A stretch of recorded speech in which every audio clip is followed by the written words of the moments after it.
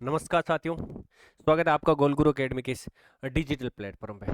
देखिए, प्रारंभिक शिक्षा मतलब लेवल 1 थर्ड ग्रेड का जो रिजल्ट है वो घोषित हो चुका है भाई। रिजल्ट क्या है? रिजल्ट घोषित हो चुका है और जो आपने कल्पना की थी उतनी मेरिट रही नहीं है भाई।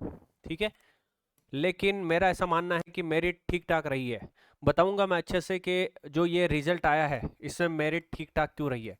सबसे पहले तो अपन देख लेते हैं कि मेरिट क्या रही है। तो मेरिट की अपन बात करें तो ये जनरल है। जनरल कैटेगरी में यदि बात करें अपन, तो देखो, जनरल पुरुष की जो है 185.70 रही है। जितनी पुरुष की रही है उतनी ही महिला की रही है। अपन जो है मेल और फीमेल की देखेंगे बाद में। विडो और डिवोर्स वगैरह जो है आप देख सकते हैं, विडो की जो है 94 रही है, डिवोर्स की जो है डिवोर्स की 155 रही है। तो जनरल की मेरिट कितनी रही है? 185.70 रही है भाई, याद रखना।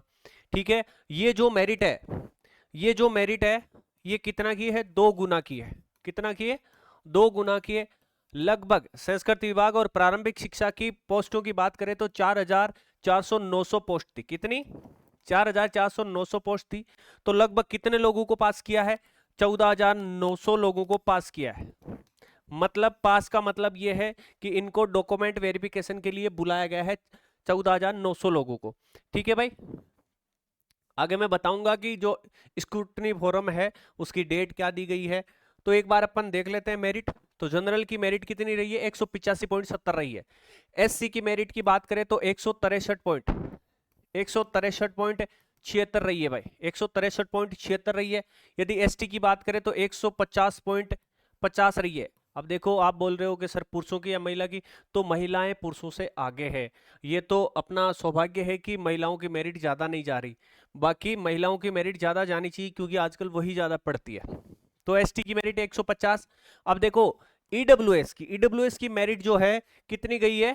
173.06 गई है। मतलब ये ओबीसी से कम गई है। ओबीसी से जनरल की ईडब्ल्यूएस की मेरिट कम गई है भाई। ठीक है, ईडब्ल्यूएस की मेरिट गई है 173.06। अब बात करें सबसे बड़ा जो वर्ग है ओबीसी, ओबीसी की मेरिट कितनी गई है? तो ओबीसी वर्ग की मेरिट की बात करें तो 178.56 गई है। कितनी? 178.56 गई है। एमबीसी की यदि बात करें तो एमबीसी और जो ईडब्ल्यूएस है इसकी लगभग बराबर सी गई है, लेकिन एमबीएस की पॉइंटों में बात करें तो ज्यादा गई है। 173.41 गई है। 173.41 मेरिट गई है एमबीसी की। ठीक है भाई, तो ये कुल मिलाकर मुख्य कैटेगरी की मेरिट है, जिसमें जनरल की सर्वाधिक है। उसके बाद अपन बात करें तो ओबीसी की है, उसके बाद एमबीसी की आ गई है, और उसके बाद जो है ईडब्ल्यूएस की है, उसके बाद एससी की है, और सबसे कम यदि इन कैटेगरी में बात करें तो एसटी की मेरिट रही है। ये तो हो गई मेरिट की बात। कमेंट बॉक्स में बताना कि आपका सिलेक्शन हुआ कि नहीं हुआ। हुआ है तो मेरी ओर से खूब सारी आपको बधाई, और जिनको सिलेक्शन से निराशा हाथ लगी है, मतलब रिजल्ट से निराशा हाथ लगी है, तो उनको निराश होने की जरूरत नहीं है। गोलगुरु एकेडमी पर आप जुड़े रहें। आपको निःशुल्क यहाँ पर सेवाएं उपलब्ध करवाई जाती है। डेली करंट अफेयर की यहाँ पर क्लासें लगती है। तो निश्चित हम आपकी इस नौकरी वाली यात्रा में पूरा पूरा जो है साथ निभाएंगे भाई। ठीक है, और बहुत अच्छी तरीके से तैयारी करना है। घायल से जो है दुगुनी रफ्तार के साथ आगे बढ़ता है। तो जिसका सिलेक्शन नहीं हुआ है वो दुगुनी मेहनत के साथ तैयारी करना। अब देखो, मैंने बता दिया 2 गुना की मेरिट है। डॉक्यूमेंट वेरिफिकेशन कितने होंगे? 14,900 लोगों के होंगे। स्क्रूटनी जो फोरम है उसकी डेट कितनी दी है भाई? 18 जून से 18 जून से 2 जुलाई के मध्य स्क्रूटनी फोरम आप भर सकते हैं। ये डेट दी गई है भाई, तो इस डेट को याद रखना जिसका सिलेक्शन हुआ है। तो ये कुल मिला के मेरिट है। अब देखो, आप बोलोगे सर मेरिट पिछली बार से कम गई है, तो मेरिट पिछली बार से कम नहीं, मेरे हिसाब से ज्यादा गई है। क्योंकि कितने क्वेश्चन? 11 क्वेश्चन। 11% की बात करें तो ये डिलीट हो चुके हैं। 11% डिलीट हो चुके हैं। तो अब ये मेरिट कितनी? 139, 139, 139, 139 को आप 2 से गुणा करोगे तो देख लेना, मतलब ये जो है इतने नंबर में से ही मेरिट गई है। मतलब 139 क्वेश्चन में से ही ये मेरिट गई है।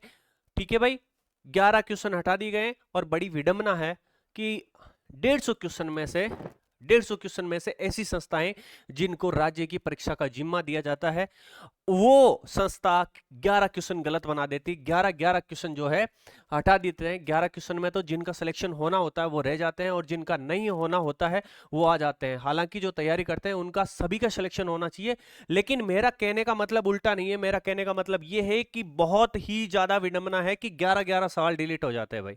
11 सवाल में मेहनत करने वाले के लिए तो आधा सवाल भी बहुत ज्यादा होता है। 11 सवाल डिलीट है, मतलब जिंदगी भर नींद नहीं आने वाला काम है ये 11 सवाल डिलीट। और वो संस्थाएं जिनको मात्र 150 सवाल बनाने के लिए दिए जाते हैं और उनमें 11 सवाल डिलीट करने पड़ते हैं। बहुत बहुत भाई, मैं तो कहता हूं नमन है ऐसी चीजों को। 11 सवाल डिलीट। खैर कुल मिला के ये मेरिट रही है।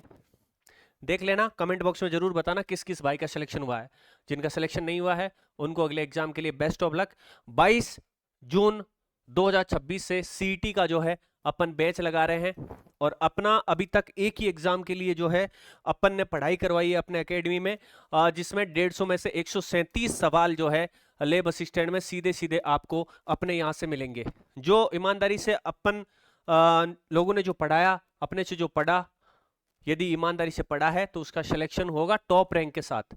तो मैं और मेरी टीम जिनका अच्छी रैंक के साथ सिलेक्शन हुआ है वो आप लोगों को अपने गोल गुरु एकेडमी चैनल पर पढ़ाएंगे। तो आप जुड़े और अच्छे से तैयारी करें, निराश होने की कोई जरूरत नहीं है। सीईटी में आप टॉप करोगे और इससे जो एग्जाम होंगे उनमें टॉप करोगे। धन्यवाद। जय हिंद, जय भारत।